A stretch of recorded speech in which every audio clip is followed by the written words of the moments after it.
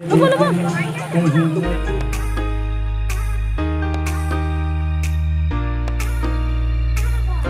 Meow. Meow ngasih di. Aku ini. Aku baca lu yang ngasih di koi by Si video. pula iro itu nih apa nasi video ya. Koi na video habang to ini Meow ngasih ko mafam dane.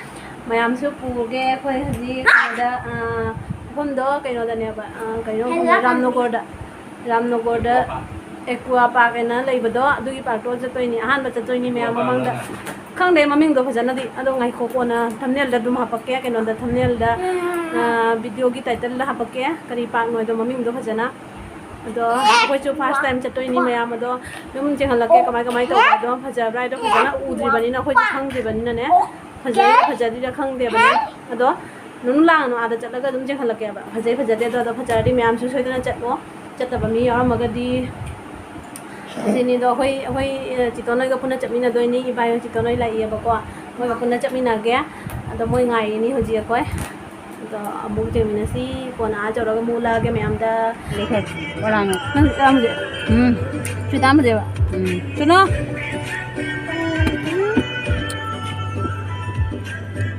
Mai này một chiếc xe. Dada, dia boleh sana. ni ni Cái này sợ. gari ga biya Ai cái đi cái của hậu thế. Nó sang nghe mà.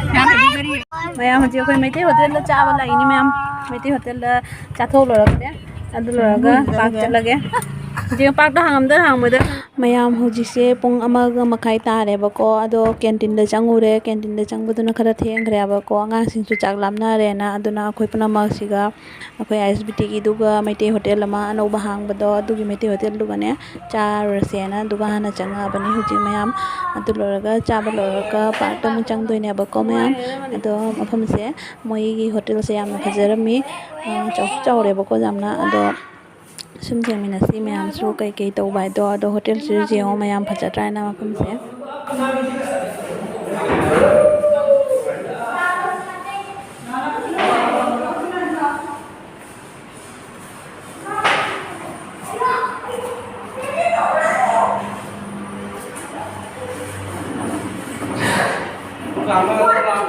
ko pa macam na ta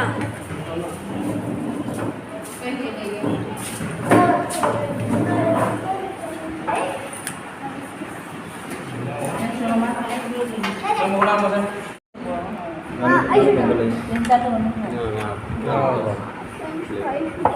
Jarum macam bahasanya tengok clear ni ke? Mana pun tali kan? Ni kian no. thali ama ni ahum mari manga taruk Có nhưng mà hậu quá đi. Xíu xíu gắn luôn nhỉ. Jarum mana ke?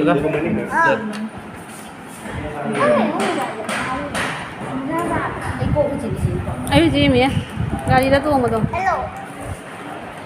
anu ba hang mari ko Meow si se ada lagi dia tu nomor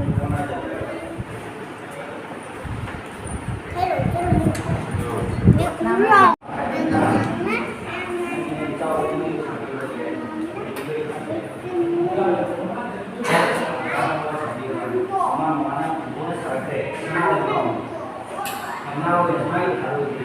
mane rang sa ri na mu sa ba loi di ba Meow pham na ra chi ga chang ngai ra đi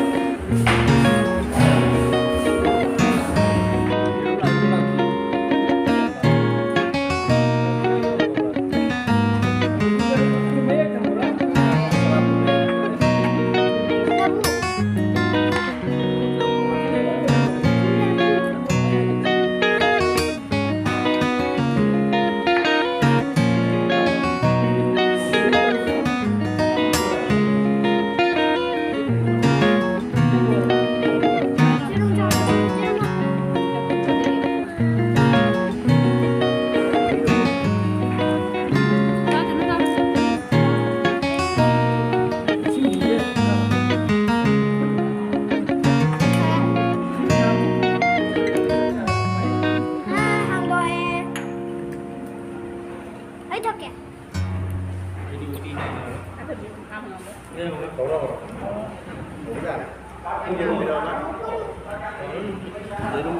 Lúc kia hả bố kìa? Ấy cái tiền không nào. Sao đây đây thằng đi. Để mua. Kinh thì sẽ xích kinh nó sẽ sô cô la ở ngoài quảng. Khoai, pakora, ti, Hawaii, sobi thùng bạ, sinju này nè, rồi đi rom bạ, ngô bạ. Rồi xí cái mẹ nga thùng bạ này nè. Rồi xí cái trứng thùng bạ này nè. Salad, papar. Cha cha. Cha bao rồi đấy.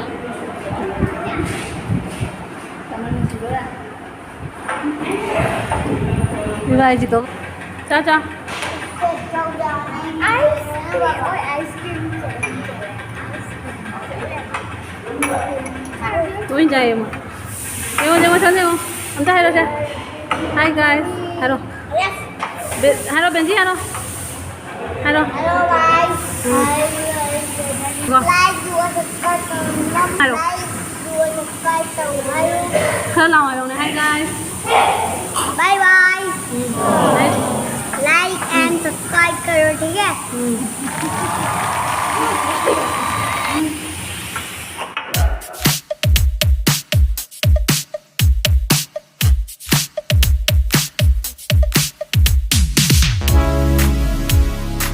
Hoji ko mong mayam ako hoji hotel dagi chaba loina thogle bako adudo mayam akoina lowi do thali ne bako thali do amada rupa cham na ngai tona lowe bako mayam adudo kaino thali duga ne ko atopa hinjang puna ma jawre khoi mete gi duduga nga thongba jen thongba jerum thongba longninga kana tongana extra order to doine bako mayam adugina tongana extra ni adudi hoji chatlasi mong mayam park tamu yengmina rasi kamai kamai tawe do engene Con thấy không? Mày làm gì không? AQUA Amusement Park.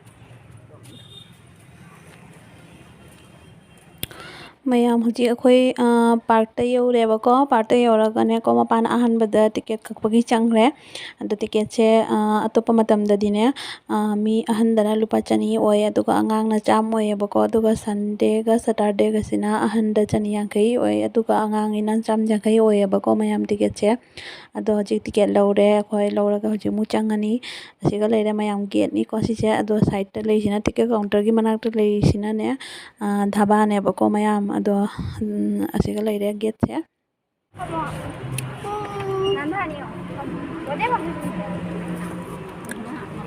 mayam ticket law đi Hello guys. Hello guys. ticket law na đi Ayo. Ayan, yun siya hali.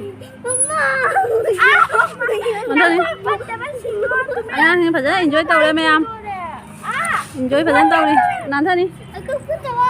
manungda ji pajana changaga manungda kai kai we do jeng halat ke ko Bao giờ thì nào? ko ngang ko ngang đây mayam se entry AQUA Amusement Park welcome to AQUA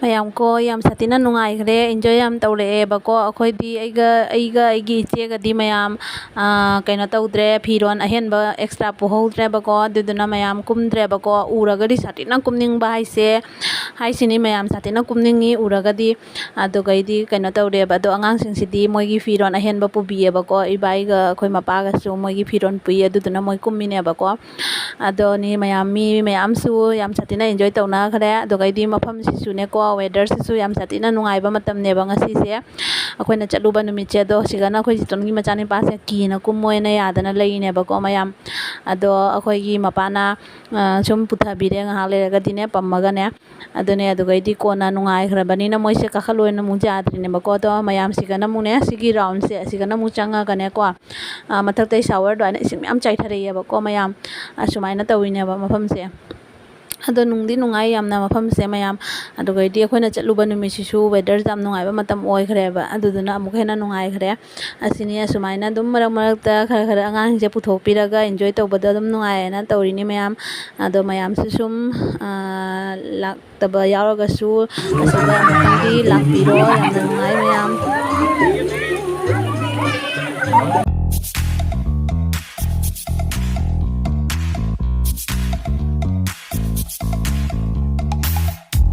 You show up first, you're staring at me like I can do something for you. You lick your lips, you think you're slick. You stalk like I'm a piece of meat. You're trying out and showing off. So flashy, don't do jack for me. You're such a troll, out of control. I wish I could just hit delete. Why you gotta ruin this for us? Spoil the fun, just be done. I have seen enough to call your bluff. Oh, didn't come here for you. Dude, you killing the mood. Oh, you being so rude. Get out of my way. Didn't come here to fight.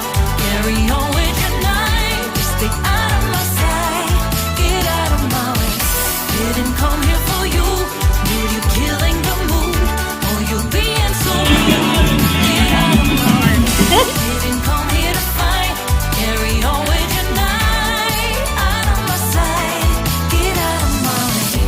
Should not be hard to Hojik amuk angang se mathakta pukhale ba ko mayam phiron loina hongdok pire achotpa phiron du so khoi chomchanle side amada asmain tawna moi su yam enjoy taw khre ba ko mayam ado penda dana ne ko moi se jengna leine ba mayam na tawna ri se mo komu kumge na komu I chanupa na mu ningai tawini mayam ka khaloi ge dum lei ge na ne ko mayam aduni sumai tawna khoi su dum enjoy tawre e adune ado hojik hanbagi matam jawre mayam hojik mu hallani chumda mu ado mayam su agi video se nungai biraga Akhoi halle mayam. like to biramo subscribe to biramo Nuôi phim lúc đấy kì làm mà xin ai phim lúc đấy kì gì vậy?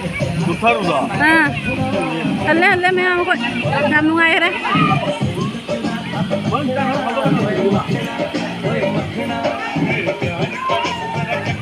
Jangan udah.